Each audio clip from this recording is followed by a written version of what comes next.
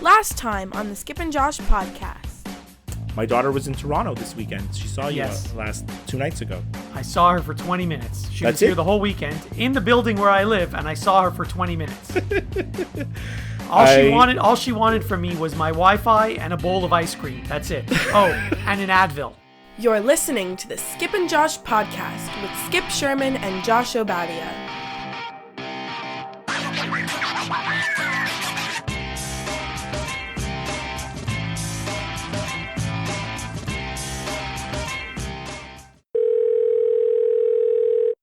Hello? Skippy, Good afternoon. happy Canada Day to you and yours.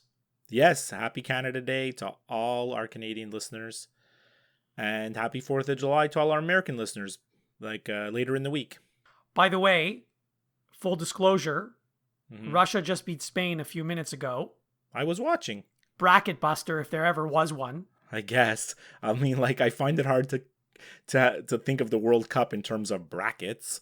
But, I mean, yeah, I guess so. I mean, for sure, it's a huge upset. Although home teams winning in the World Cup are never that much of a surprise. So... And Denmark, the game is starting right now, and I'm missing it. I know. I'm excited. I want to finish recording so I could go watch. So I have a lot to talk about. I have a lot that's bugging me right now. Do you want to do the what's bugging you stuff right away, get it off your chest, or do you want to go with We could do a whole what's bugging me episode. It's not even funny. There's so much stuff bugging me. Things that bug me? Do you want to start with the big news that just broke 10 minutes ago, which is John Tavares to the Leafs? No, actually, I want to start with something I forgot to mention last episode. Okay, go for it. We'll get to the free agency stuff. We'll get to the free agency stuff after. Two things I forgot to mention on the last episode. Okay. Probably good that I forgot because last episode was really long. Well, we spent 10 minutes on golf, which is unprecedented. By the way, Denmark just scored. That's great. I don't know how. The game just started. I don't get it. Anyway, okay, so when Barry Trotz was hired by the Islanders as the coach? Yeah. So they put up this graphic on television, and you know how I like to take pictures of the graphics on television and send them to you? No one takes more pictures of their TV than you. Correct. I didn't do it this time, though. I saved it in my brain to talk about it now. Okay. So I think he's the second or third highest paid coach in the league now. Makes sense. Okay, whatever. But what was flabbergasting to me, is flabbergasting a word? No, but go ahead. I was flabbergasted to find out that Claude Julien is one of the top 5 highest paid coaches in the entire NHL. Seriously? Well, what do you think? Yeah, well. Seriously? The thing is, the coaching salaries work in the same way as the players, in that just because you're the highest paid doesn't mean you're the best. It just means that the timing of your contract, for free agent players, it's whoever's if you're available, well, you're going to get a huge contract because that's what it is, right? There's going to be guys signed today for huge contracts just because they're free agents today.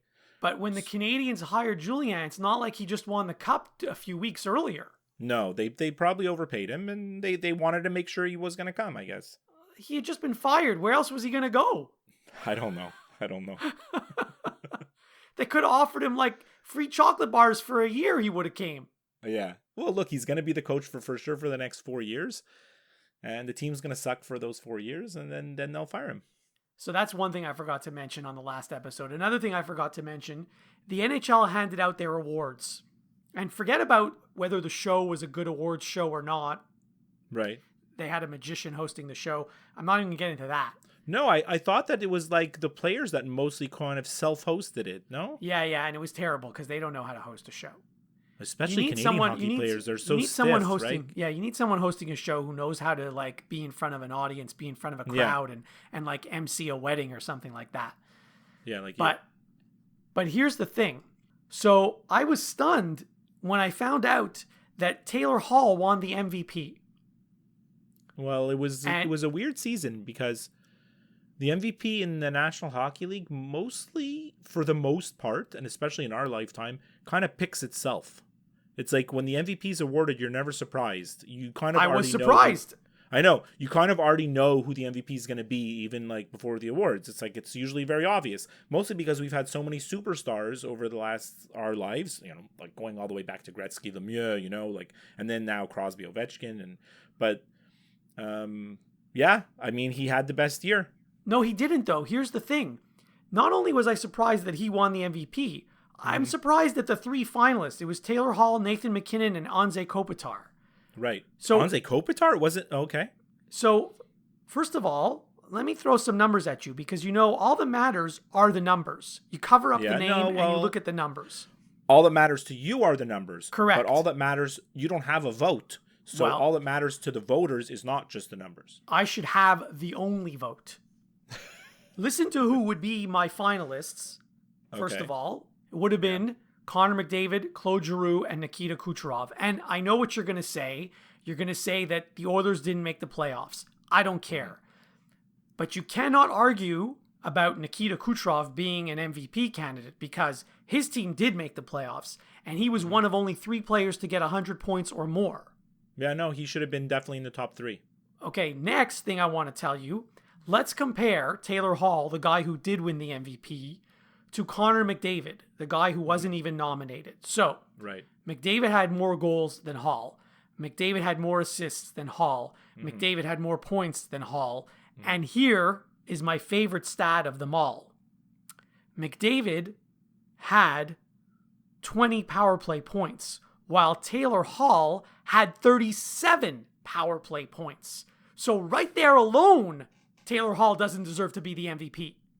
Now, the thing is, you're not counting one big factor, which is, I know you don't want to consider it, but there is a story that's being told in this voting. When guys are going to sit down and do their vote, they look at like the story of the season. And the story of the season is, McDavid's great, but the Oilers sucked and they didn't make the playoffs. Okay, the Devils squeaked in and lost in the first round. Like, I know, but the Devils went from one of the worst team in the league to making the playoffs. Okay, I still disagree. I wouldn't have even had Taylor Hall as a nominee. Well, a nominee? I don't know. And I don't think he deserved to win. The other thing that bugs me about the award is if you go look on the NHL.com website. Yeah. And they call it most valuable to his team. I hate when leagues do that because there are 31 players who are most valuable to their team. That's right. So don't tell me the award is the most valuable to his team. It's the most valuable in the league. Right, because even the worst team in the league had a guy who scored 20, 30 goals. Exactly. Who was clearly the most valuable to his team. Or was like an amazing goalie or something. Yeah, exactly, yeah. So according to that definition, there's 31 MVPs. Do you think that's new, though, that they wrote, like, they actually write it out most valuable to his team? I've never seen it written. I've heard people talk about it. I've never seen it written. Well, I mean, if you're going by that strict definition, okay, clearly Hall was very valuable to his team. Clearly McDavid is very valuable to his team. But maybe Kucherov is less. And I'm not saying Kucherov doesn't deserve it, but I'm saying by that definition, maybe Kucherov is less valuable to his team just because their team is so good. You know, and they had Stamkos and they had like a very, very balanced scoring, you know, like they had all kinds of offense and they have Hedman. So like, are you penalizing him because his team is so good? Which seems counterintuitive because your team has to be good to make the playoffs, which is another criteria for getting a vote. Right. So it's one or the other. Are you penalizing him because his team is so good, or are you penalizing him because his team didn't make the playoffs? Yeah. Well, you know? Wow. Anyway. Look, I really don't care much about the NHL, like the postseason awards in any sport. Say maybe not, maybe baseball. I do care about it a little bit just because of the nostalgia of it, but really it doesn't like excite me one way or another. So, can we move on to another thing that's bugging me? Yes, please. You're getting me? Boy, are you bugging me, man. I'm gonna nail. Ooh, I'm getting bugged now. Whoa, man. How does a person who is still in the position of whatever they're doing... I knew when I saw this news come out, I was like, oh my God. I was going to start texting you, but I didn't want to ruin like what we were going to talk about on the show. I was going to text you also, but I didn't want to ruin it either. So just to finish my question, How does someone who is still in their current position, still working, be elected to a Hall of Fame? It doesn't make sense at all. Okay, like could we just tell everybody what we're talking about in case they don't realize? Gary Bettman was elected to the Hockey Hall of Fame. And when I found this out, by the way, there was a rumor that it was going to happen. I heard some buddies at work talking about it, and I said, I really hope that's just a rumor and it's not true, because if it's actually true, A, I'm going to vomit, and B, I might never watch hockey again. So are you banning hockey now? I don't know. I really don't know, but I do want to vomit. Look, let's look at the Hockey Hall of Fame. Isn't it not true that if you're a player, you need to have been retired for a certain amount of years before you can even be considered? Yes, it's true. So it should be the same thing for Bettman. But I know they are putting him in what they're calling the builders category. That's fine, but there are other builders who have been put in after they were no longer working. Yeah. Not while they were still working. It was sickening to see. I saw the picture of like all the people going in, and I was like, oh, Martin Brodeur, Martin St. Louis, Willie O'Ree, the first black player ever. Willie O'Ree should have been in the Hall of Fame like a long time ago. He should have been in the Hockey Hall of Fame 25 years ago. Yeah, like I thought he already was in, actually. Me too. I forget, excuse me if I'm forgetting other people who Jana were elected. Hefford, I think, was one of them. Yeah, you're right. Yes, she was. And then I see Bettman. I'm like, what? Excuse me? That's like, look, I don't know how much you're following like what's going on in politics in our to the south of us, to our neighbors to the south of us in the United States, but basically they have a president who's being investigated and saying, I'm going to pardon myself. Even if I'm found guilty, I'm going to pardon myself. And all he's stacking the deck. It's like he's the ultimate power, and I know it's not exactly the same thing, because Bettman doesn't influence the vote, does he, for the Hockey Hall of Fame? Isn't it some kind of wacky committee? Well, I'm glad you asked, because normally the commissioner should have nothing to do with the voting. Because really, it's the Hockey Hall of Fame. It's not the NHL Hall of Fame. No. It's the Hockey Hall of Fame. It's an actual museum, right? Correct. Yeah. However, I heard another rumor that there's some shady business going on, and while it's not the NHL Hall of Fame, the Hall of Fame itself can't exist without the support of the National Hockey League. This is true. And so I heard that in order to continue receiving this support, whatever that may be, it could be financial or otherwise. Well, it has to be financial, yeah. Then the only way they would continue to receive the support was if they elected Bettman into the Hall of Fame. But it's so ridiculous. They needed to wait till he's retired for 5 years or whatever it is, and then put him in. It's like, how do you elect the guy when he's still the commissioner? First of all, let's not even debate, is he worthy? Like, I mean, yes, the game has grown. Yes, there's more franchises. Yes, teams are making more money than ever, and owners are happy. But like, on Gary Bettman's watch, how many lockouts and strikes have there been? Not only that, there have been cities that have lost their teams. Of course. And there was a whole season that wasn't played. There's a season that was wiped out. Yeah. Like, they didn't play, I mean, I can go on and on. I completely disagree with it. First of all, he shouldn't be in, period. Right. Second of all, he shouldn't be in now. Right. And because the ceremony's in Toronto, if I happen to be walking downtown and I bump into him, I'm going to let him know exactly how I feel. Just like I let Bud Selig know exactly how I felt about a year ago. I don't think Bud heard you, but he heard me. He heard me. Maybe when we were on the parade, right? Yes, he heard. We were very close. Those two are like in my top 3 of most hated people on the planet. Yeah. The best place to meet Gary Bettman is like you got to camp out at the escalators. Yes. There's always the B-roll of going up the escalators. Okay, this is a good segue into our next topic, because how many times did I turn on the television in the past week and I see and maybe I talked about this on our last episode, I'm not sure. I see a reporter standing outside an office building. Oh, it's just crazy. That's now become news. Yeah, because it's like these secret meetings. There's the secret meetings, for the free agents. So you want to talk about the free agents? Yeah, I do. I mean, listen, it's just been happening for the last 2 or 3 hours, so I don't know all the free agents that have been signed. I heard Well, it doesn't some of even them. matter. I mean, honestly, like, it doesn't even matter. I know we like to tackle like the NHL separately and then the NBA, so we'll start with the NHL. The National Hockey League. I didn't even know there were an NBA free agent signings. What I'm saying is, like, basically the free agent list for the NHL, there was only one of consequence. Right. And that was Tavares. And he just signed an hour ago, right? Yeah. He signed with the Leafs like an hour ago, or he's announced that he's signing. It's like a 7-year, $11 million per season. Mm-hmm. The money's not really important. You knew how much money he was going to get. Although, actually, that doesn't sound like a lot of money. No, well, he's honest. the second highest paid player in the league now. McDavid is the only one that has the average salary higher. Oh, okay. So, which is like 12 or 12.5. But like, apparently he took less money to go to Toronto. Okay, listen, he's allowed to do whatever he wants. This is his hometown. I have no qualms about it. But I was trying to think, and you'll be able to answer this question, or maybe you won't. I can't think of any time that a big free agent signing led to a Stanley Cup. I can't. I mean, remember when Rick Nash was a free agent and everyone wanted him?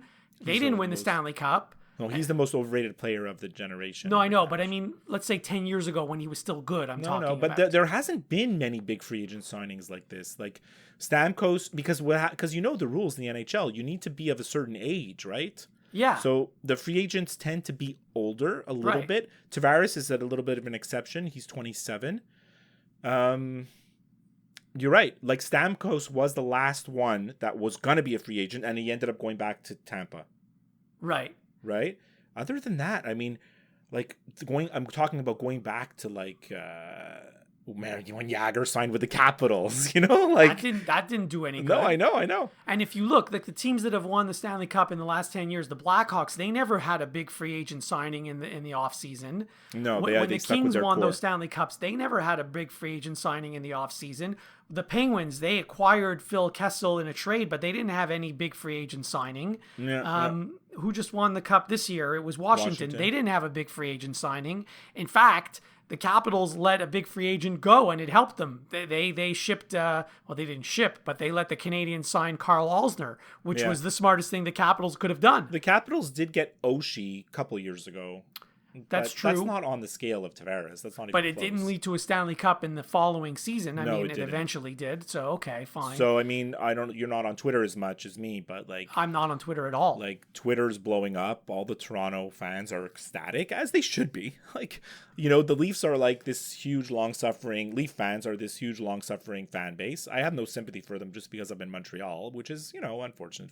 But, I mean, you're going to hear about it for sure tomorrow. I mean, yes. And by the way, did we not say, and also our guest David Alter, did we not all say that what the Leafs need to do is acquire a defenseman? No. I mean, like on TSN, on the the Free Agent Frenzy show that was on just before we called each other, they were showing like the Leafs forwards, and their top 9 is fantastic, and the top 12 is fantastic, and they have incredible depth at forward. But then I'm like, the defense isn't really good, and the goaltending is the same. And well, their goaltending is good. Like, I'm fine with their goaltending. It's fine. I don't think he's a superstar, but I think he's a better than average goalie. You don't need to be a superstar. Yeah. But they haven't changed the makeup of the team to improve on the weaknesses. They've only increased what they were already strong at. Like, they were already one of the top scoring teams in the league. So are they going to actually score more goals this year? Well, they might. Well, they might, but what I'm saying is, like, Tavares is going to get 30 goals, right? Does that mean he might get more? I could see him getting 40. Whatever. Let's okay, even better. You're going to make my point even more. He's going to get 40 goals. Mm-hmm. So does that mean Nazem Kadri is going to score 10 less? Nazem Kadri is not going to play on one of the top 2 lines. No, but I'm saying if the Leafs scored X last year, doesn't mean they're going to score X plus 40 this year. Right. Although I did hear someone say the Leafs are just going to win games 6-5 now, the way the Oilers used to win in the 80s. Very possible. Very possible. We'll see if that actually happens. I mean, that doesn't seem like it's the recipe for success. Like, yes, for regular season, but I mean, when you get to the playoffs, I don't think so. Although I'd kill for any one of those forwards on the Canadians. Yeah. Oh, 100%. I mean, the interesting thing is going to be in a couple years when they're going to have to try to sign Nylander and Marner, and let's see how much money is there. You know, when you said to me before we started recording that you wanted to talk about the big free agent signing of the day, I thought you were going to talk about Thomas Plekanec going back to the Habs. You know, when the rumors started this week that he was coming back, I was like, oh, brother, here we go. Look, what are you going to say about it? They signed him to a 1-year deal. It's like $2 million. There's lots of incentives if he scores a certain amount of goals, which he won't because he's not going to score more than 3 goals. The good news is the Canadiens' third and fourth lines are now locked in. Yeah, that's exactly good. That's great. So we don't have to worry about that. I mean, it's pointless. It's a pointless signing. They're just treading water as an organization, and the move highlights the fact that they're just treading water as an organization. They made a whole bunch of moves today for players that I've never heard of. They made a huge trade yesterday. They got Steve Mason and then put him on waivers. Yeah, that's fine. You know, you're doing a favor to another team. They did a favor to who's to Winnipeg, right? They got him from? Yes. Yeah, so they did a favor to Winnipeg, basically taking the salary so that Winnipeg could sign someone. Stastny, I believe, right? It is what it is. The Canadiens are going to be a non-story this year. They're going to still be terrible, and we're not going to have much to talk about in the hockey season because they're going to suck. So I may have to just get on the Leafs bandwagon because, you know, they're going to be good. Right? Okay. I mean, the reality for the Canadiens is they're in the same division as Tampa, Boston, and Toronto. So what's their best case scenario? Finishing 4th? Yes. And then finishing 7th or 8th in the conference. That's the best case scenario. Best case. Yeah, you're absolutely right. Yeah. Right. Yeah. So, and I mean, that's a stretch, right? So, So what I wanted to tell you is that like the NHL, and now I'm going to segue to the NBA, are like, they're kind of mirroring each other in that, you know, the NHL free agent list basically had one player of consequence. Although the more exciting thing in the NHL was to see about trades, like Max Pacioretty, Ryan O'Reilly. Like there was a potential of that happening, which was a little bit more exciting than to see who's going to sign, you know? And in the NBA, there's a whole bunch of free agents, you know? Paul George re-signed with Oklahoma City. Chris Paul re-upped for 4 years with Houston. But like, it's all inconsequential because the only thing that matters is LeBron James. Like that's literally the only thing that matters. The National Basketball Association. Right, and did he not like there was a deadline for him to agree to a 1 year extension with the Cavs, and the deadline passed or something? No, the deadline was if he wanted to exercise his option and stay with the Cavs for another year, which there was no way he was ever going to do. Like, even if he has intention of re-signing with Cleveland, he would never exercise that option. Like that's not the smart thing to do. Right. You can still become a free agent and then still go back and sign with Cleveland for more money, right? Exactly. Like, it seems like he does this every year or every second year. Well, right? This is the decision part 3 that's coming. Right. And by all indications, it's the Lakers, and I really couldn't care less. Honestly, I'm so done with LeBron James. I don't even want to know about it. But the sad thing is like, the NBA is kind of genius in a way, the way they market their league, because they make all the fans in many cities feel like their team like has a chance or like what they do is going to matter, but it really doesn't. Well, that's the thing. There's really only 4 teams that have a chance to win the title next season. Whichever team LeBron is on. That's one of them. Yeah. Golden State Warriors. Houston. And the Celtics. That's it. Yeah. Like, is there another team that has a chance to win other than those? Maybe the Philadelphia 76ers fans will tell you, but... No, I think they're still too young. They'll be great 1 year maybe, but I don't think next year. Yeah, I think that's it. That's the list. So it doesn't even matter, as you said, like, what happens. A fourth team, another team could emerge, but like we said, whatever team LeBron's on. Because if LeBron decides to go tomorrow to the Sacramento Kings, they're going to be contention. That's what we said. Whatever team LeBron is on, Golden State, Houston, and Boston. Those are the 4. That's the list. And so I don't understand people who say that this is good for the league. How is it good for the league when the fans of 26 teams have no chance of winning the championship? I know. Like, even like, take like an example, the Milwaukee Bucks, right? They have this like incredible player, Giannis Antetokounmpo, right? I mean, this guy's a superstar, right? He's a potential superstar. He's an all-star now, and he's a potential superstar. But like, if the Milwaukee Bucks fans think that they can win the championship, like they're sadly mistaken. They just can't. You know, like they just can't. You know, it's not happening. Like the best case scenario for them is having LeBron go to the Western Conference, and maybe Milwaukee can make it to the finals. Maybe. Yeah, maybe. Yeah. So that's the NBA free agency roundup. LeBron hasn't signed yet. Okay. I mean, that's all you need to know. Are we going to do an emergency episode when he does sign? I don't think so. Okay. Should we? No. No. Forget that. Like, No, I think we shouldn't really be talking about the NBA. It's amazing how much we talk about the NBA, actually, when you think about it. It is. It really is. But I think it's because I'm so influenced by the other podcasts that I listen to. Like, I listen to so much of the Bill Simmons network, the Ringer Network, and they focus so much on NBA that it sucks me in, you know. But yeah, no, I think we shouldn't be talking about the NBA now until like the playoffs start next year. Okay. Or maybe Christmas Day. No, or we might do our NBA preview. We will. We just did it. We just told you the 4 teams that could win. You're right. By the way, has the NBA schedule come out yet? I know the NHL schedule came out. Has the NBA schedule come out? The reason I ask is because they want to always have like these marquee matchups on Christmas Day, but they don't know what team LeBron is going to be on yet. So they can't release the schedule until he announces what team he's playing for. Unless they've already released it. No. I don't know. I guarantee you they're waiting. I guarantee you they're waiting. Okay. Yeah, they can't. They can't know. All right. What else you got? I got just a couple of little odds and ends. 3 little odds and ends. So then, let's. I hope the listeners are liking our new show close format. Well, hold on. Before we do the show close, because I have 3 things, but I want to only leave 2 of them for the show close. Okay, go ahead. So we'll talk about one thing that has nothing to do with sports, but that really bugs me.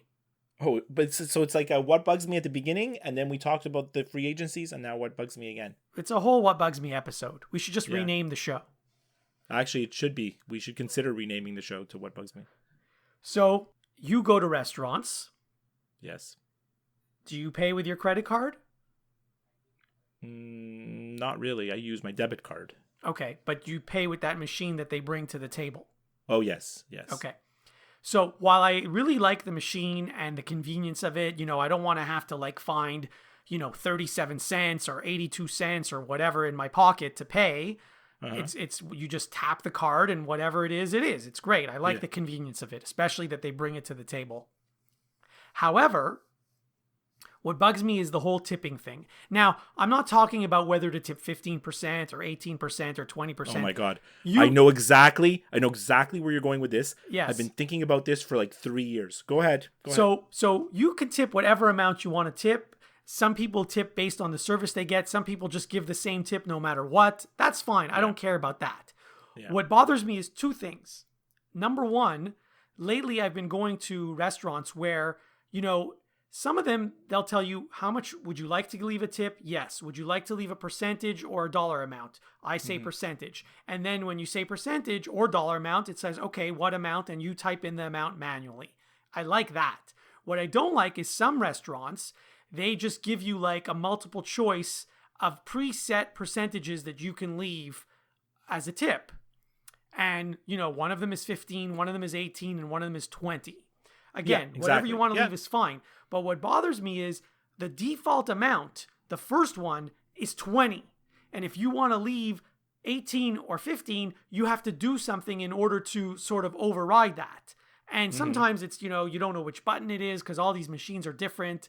So that's annoying to me that the default amount would be 20. It should be 20. That's not what I thought you were going to go to. Hold on. Continue. The second thing is what you were going to say. The second thing is whatever amount you decide to leave, I hope you know, and everyone out there knows, you're leaving a tip on the tax. Yes. If your bill is $80 and then there's $10 of tax, let's say, and it's $90 total, you're leaving a tip on 90, not on 80. So in other words, if you're giving 15%, you're actually giving more than 15% because you're now giving a tip on the tax. So those are 2 things that really bug me. And this isn't new, by the way. This has been going on for years. I just felt like getting it off my chest today. No. You're 100% right. Every time I see that, it's 15%. But that means I'm giving 15% on top of the tax. So I end up doing that because of laziness. right?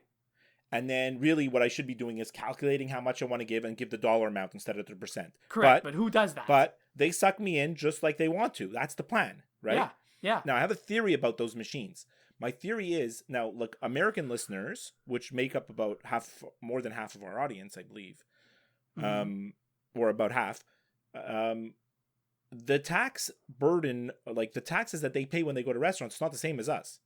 It depends on what state they're in. There's no federal tax. It just depends what state. Well, here the taxes are different in every province as well. Here, but like, how much do you pay in total tax in Ontario? I believe it's 13%. Exactly. So 13%, and here it's like 15%. Right. Right. In Quebec. So 15% or 13%, that's a significant amount. That's not like New Hampshire where you're not paying anything, or in New York State where you're paying whatever, 5% or, whatever it is. Right. It's a much more significant amount. Yes. So I feel that the machine makers, the payment machine makers, are programming this like based on American kind of needs. And then the Canadian companies get it. And they're like, oh, well, we're not going to change this because we're going to get our guys more tips because people are just going to say 15% and they're going to do it. Well, that's interesting that you say that, because I've heard from my few American friends that a lot of places don't even have these machines at restaurants. No, the machines are much, much more common in Canada than they are in the United States. And like when I go to a restaurant in the States and I'm like, do you have the machine? They look at me like I have two heads. Yeah. It's less and less, but I mean, I travel to the United States a lot, right? So I could, but yeah, like many, many American restaurants still don't have those machines that come to the table, so I feel like they could have fixed this, because they could say, yeah, you could say the machines could be programmed to say, yes, I want to give a 15% tip. And the machine should be smart enough to know that it's based on the pre-tax amount. You would think it's possible, but whatever. No. I'm not a programmer. I'm excited about that topic, Josh. Okay, we could do a whole episode. I like the fact that you brought that up, because I honestly, I've been thinking about that for years. Okay. And now I'm going to think about it every single time that machine comes to my table. Okay. Glad I can help. So what's your policy on tipping? Let's say, since we're talking about tipping, I was in a situation. So let's say I went to a nice restaurant last week, okay? And because my wife knew someone that worked at the restaurant, she wasn't our waitress, but my wife knew one of the waitresses. When we got the bill, first of all, they came and they gave us a huge dessert, and the waitress told us it's free, compliments of the house. That's nice. And then we had ordered a couple of drinks, like alcoholic cocktails, like beverages, before we sat down. And then when we got the bill, she told us, yeah, the drinks are also on the house. Wow, that's great. Yeah. So when you tip in that situation, do you tip on the amount of the bill, or what the amount would have been if you would have had the dessert and the drinks? I would do what the amount would have been if the drinks and the dessert were charged on your bill. That's what I would do. No, well, I mean, that's what I did, but I didn't know how much the drinks and the dessert were. So you're just guessing. Yeah. Yeah. Okay, cool. Show close. All right. So I hope everyone's enjoying the new show close format, where we kind of do our normal sign off and then chat about a couple of small, like, little tidbits here and there. So I'm going to start with the normal show close. Okay. And remember, before we sign off, if you want to make sure you never miss an episode of the Skip and Josh podcast, you got to hit that subscribe button on Apple Podcasts. We're on Stitcher. We're on Google Play. We're on pretty much every podcast app. If you listen on Apple Podcasts, we would love if you left us a review. You can send us an email, skipandjoshshow@gmail.com. As I said before, I'm on Twitter all the time on the account at skipandjosh. And you can also like and follow our Facebook page. And you can get all the links to like all the subscription places and everything on skipandjosh.com. There's something I wanted to mention to you. Please. Did you see the news came out either yesterday or today? Tim Tebow. He was named an All-Star for the Eastern League All-Star game of the AA. He plays for the AA affiliate of the Mets. I did see the news. I don't know what his stats are, so I don't know if he deserves to be on the All-Star team. Yeah, they're not that good. I saw the stats. He's hitting 260, and he has like a little bit of power, but not much. But he's hitting like over 400 with like a bunch of homers in the last 10 games. So what I read today is that like I think we can expect to see Tim Tebow in the major leagues by the end of the year, like at least when the rosters expand in September. I heard that rumor a year ago, and he never got called up. Yeah, in September. I know, but I think he's improving. Like I'm kind of excited to see, like, he's 30 years old already. He's not young anymore. You know what bothers me about the whole Tim Tebow thing? He was actually decent in the NFL. Like, did he not win like 7 games with Denver or something? Yeah, and he won a big playoff game against exactly. Baltimore. Like I mean, maybe not now because he hasn't played football in a few years, but the last year that he played, and even the year after when he didn't play, he was better than like at least a dozen quarterbacks that are in the league or that were in the league at the time. It goes to what I've told you a million times, and like apologies if I'm repeating myself, but like decision making and leadership is so big, such a huge part of what makes up a quarterback in the NFL, and you can't always quantify it, and I think he has that. But I mean, that ship's clearly sailed, right? So anyhow, what else you got? Okay, so this sort of has to do with sports, but not exactly. You might know this because you have teenaged kids. Mm-hmm. But this is more like, I've heard kids, like younger than your kids, saying this when they're like hanging out and playing with each other. Like let's say they want to play a video game, or let's say they want to play a board game, or let's say they want to play like pick up basketball, whatever. I hear kids saying this. Instead of saying, hey, do you want to play one-on-one, or do you want to play against me? Mm-hmm. Kids now say, I want to verse you. But haven't you mentioned this to me once before? No, This is already what bugs me? No, I have not mentioned this to you before because I only noticed this in the last couple of weeks. I want to verse you. I swear we've talked about this before. No, we talked about people saying verse instead of verses. Yeah, but I've never heard anyone say, I want to verse you. It's a thing. I've seen, my kids don't say it, but I know, like, I see it on, like, social media and stuff. Like, I know it's a thing. If your kids ever say it, please tell them to stop. I'll correct them. Make sure they know that you don't endorse that word. So annoying. Terrible. I want to give a shout out, listener shout outs.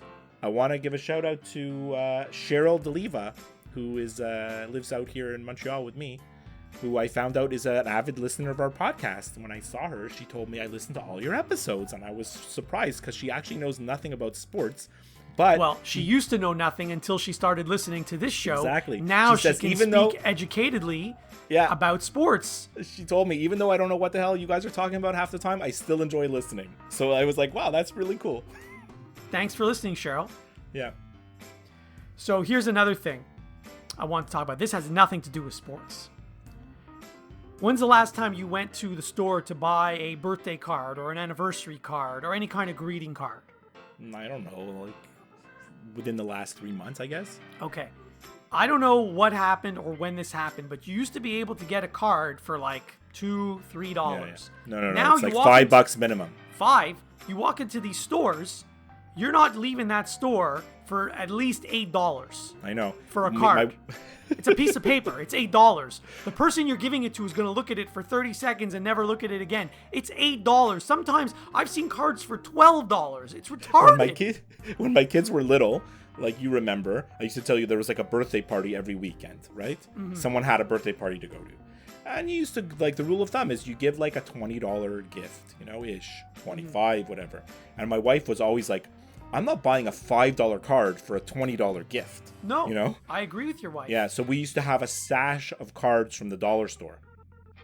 That's smart. Yeah, that was what we do, and that's kind of what we still do. Anyway, that's all. That's all you got? I had to get that off my chest. That's huge. I love it. I love all the non-sports stuff you brought today. It's great.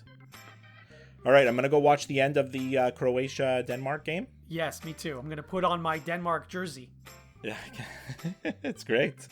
And maybe next time we'll do like more World Cup. I don't know. We will, sure, absolutely. Okay. I'll talk to you next time. All right. The Skip and Josh podcast is over now. Don't worry, there'll be another episode soon.